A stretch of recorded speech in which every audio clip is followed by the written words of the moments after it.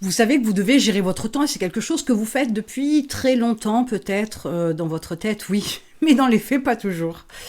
Euh, Ça peut être très vite le chaos et c'est peut-être déjà le cas aujourd'hui. Alors, les plus dingues dans leur gestion du temps vont garder toutes les informations en tête. J'ai rendez-vous avec monsieur Untel à 10h30, j'ai rendez-vous avec madame Machin à 15h45, etc. En espérant éventuellement ne pas oublier, mais on se sent puissant quand on essaie de tout garder en tête et on se dit que si on y arrive, jusqu'à présent ça a fonctionné, donc on va continuer. Euh, les moins dingues, ceux qui vont être un petit peu plus précautionneux, vont noter l'heure du rendez-vous, le nom de la personne, et éventuellement l'adresse et le numéro de téléphone de la personne qu'ils doivent rencontrer sur un post-it, un bout de papier. Et ils vont coller ça quelque part sur un carnet, par exemple, ou dans leur portefeuille, pour ne pas oublier. Ensuite, il y a des gens un peu plus avancés qui vont avoir un agenda papier. C'est plutôt un agenda de petite taille, de petit format, dans lequel ils vont juste éventuellement entourer ou noter l'heure de rendez-vous et le nom de la personne à côté. Histoire de le mettre quelque part, il va y avoir quelques autres papiers qui vont venir se coller dans cette espèce d'agenda mini-format. C'est pour eux une gestion du temps. On est franchement loin de la vérité. Lorsque vous êtes sur ce type d'approche-là, comme ça, à gérer avec éventuellement du papier ou deux têtes, ça c'est le pire de tout, que vous avez une approche comme ça qui est de noter juste, ou de vous préoccuper en fait, juste des événements un peu clés, un peu importants, parce qu'il y a, y a à prendre en compte le fait que vous avez rendez-vous avec un tiers, une personne. Si vous êtes sur cette approche-là, franchement, il n'y a aucune gestion du temps. Il faut qu'on soit très clair sur le sujet. Si vous passez des heures au téléphone, si vous passez énormément de temps à traiter, par exemple, la partie administrative, la paperasse, il est clair, ce ne sont que des exemples, hein, il est clair que vous n'êtes absolument pas sur une gestion du temps. C'est obligatoire. Lorsque vous gérez une entreprise, si vous passez trop de temps au téléphone, si vous passez trop de temps dans la paperasse, dans la partie administrative, voire juridique ou comptable, dans une certaine mesure, si vous en êtes encore à gérer de tête ou avec quelques papiers vos rendez-vous, vous êtes à côté. Je vous dirais que si vous êtes sur cette approche-là, vous êtes clairement dans le chaos. Si en plus de ça, vous avez tendance à dire « oui, mais je n'ai pas le temps de faire telle ou telle chose, de repenser ma stratégie ou d'en mettre une en place », ou vous dites à votre partenaire de vie « non, j'ai pas le temps, je ne peux pas rentrer de bonne heure parce que j'ai trop de choses à faire ou j'ai des choses en retard ». Si vous dites que vous ne pouvez pas accompagner vos enfants à l'école ou aller les récupérer parce que voilà, vous êtes débordé une fois de plus, vous ne pouvez pas, c'est pas possible, c'est ingérable.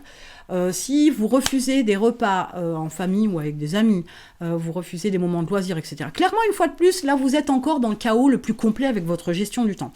Je veux juste vous faire comprendre qu'à un moment donné, il y a des signaux qui vous font comprendre que vous ne gérez pas votre temps. Vous pouvez penser que vous le faites, mais ce n'est absolument pas le cas. Vous êtes dans le chaos le plus total et vous dépensez véritablement, inutilement votre temps à des choses complètement futiles. Et il faut comprendre quelque chose, c'est que la gestion de cette ressource temps, au-delà de simple fait d'avoir à gérer toutes ces actions au quotidien, etc., mais avec cette ressource temps, quand vous vous penchez sur une bonne gestion, vous allez vite vous apercevoir qu'il y a des choses complètement inutiles que vous faites et qu'il y a des choses importantes que vous ne faites pas. Et dès l'instant où vous ne faites pas les choses importantes et que vous passez plus de temps à faire des choses inutiles, ben votre entreprise, elle rame. Elle met du temps à se développer. Elle met du temps à prendre son essor. C'est compliqué pour vous parce que c'est déprimant de voir que vous stagnez un peu en termes de chiffre d'affaires ou que vous baissez, que vous pensez avoir un super produit et que votre entreprise, elle ne se développe pas comme elle le devrait, ou de vous rendre compte que vous passez à côté d'opportunités, etc., ou que vous êtes frustré parce que vous n'avez pas le chiffre d'affaires et éventuellement le revenu que vous voudriez pour pouvoir profiter et souffler un peu. Il est clair que on ne gère pas son temps en positionnant des rendez-vous au hasard n'importe comment dans son agenda. Il est clair qu'on ne doit pas passer du temps à le dépenser inutilement à des choses futiles et inutiles et qu'il faut se concentrer sur l'important. Et pour pouvoir ce faire, vous devez avoir un planning impeccable. Alors, vous allez me dire, oui, mais là on rentre en mode petit robot. Je sais que c'est l'impression que ça donne. Mais plus c'est cadré, plus c'est organisé dans votre emploi du temps, plus vous allez vous rendre compte de votre perte de temps, parce que vous allez vite mettre le doigt sur les choses qui vous prennent beaucoup de temps, sont très chronophages et surtout inutiles. Et très vite, vous allez vous apercevoir que avoir un planning bien organisé, même si ça, au prime abord, je peux comprendre au prime abord cet effet un peu robot, trop cadré, trop ficelé, etc. Il y a un deuxième effet qui se coule qui fait que vous serez beaucoup plus serein parce que tout ce que vous avez à faire sera fait. Parce que tout ce que vous avez à faire, vous pouvez le faire même avec de l'avance. Parce que tout ce que vous avez à faire, ce sont des choses importantes pour votre entreprise. Et ça change complètement la donne. Si aujourd'hui, vous ne gérez pas votre temps, d'abord il y a un programme en description qui vous donne tout ce qu'il faut pour pouvoir vous rendre compte de la manière dont vous fonctionnez et déterminer ce qui est important et organiser et planifier correctement votre temps. Il est clairement temps de comprendre que avec une bonne gestion du temps, vous pourriez faire décoller votre entreprise. Parce qu'aujourd'hui, si vous perdez du temps à des choses inutiles, imaginez les résultats que vous pourriez avoir si vous utilisiez votre temps correctement à des choses utiles et importantes pour le développement de votre entreprise. Ça changerait forcément la donne. Quelqu'un qui prend des rendez-vous toute la journée et qui doit se déplacer, on ne prend pas un rendez-vous parce qu'on doit le prendre avec telle personne. On le prend aussi avec une démarche où on va optimiser son déplacement, où on va essayer de trouver le bon créneau avec la personne pour que, si c'est vous qui vous déplacez, que vous puissiez avoir une fluidité dans votre journée, pour que vous puissiez éviter les contraintes de bouchons, par exemple, que vous puissiez éviter les contraintes d'horaire pour caler des bons rendez-vous, caler les rendez-vous avec les personnes dans des créneaux qui sont plutôt intéressants. Alors, je vais vous donner un exemple parce que là, je n'ai pas été assez claire.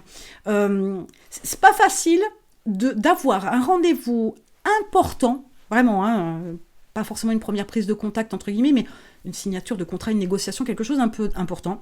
On est tous pareils. Après le déjeuner, voilà, ça peut être un atout pour vous, mais ça peut être aussi largement contraignant.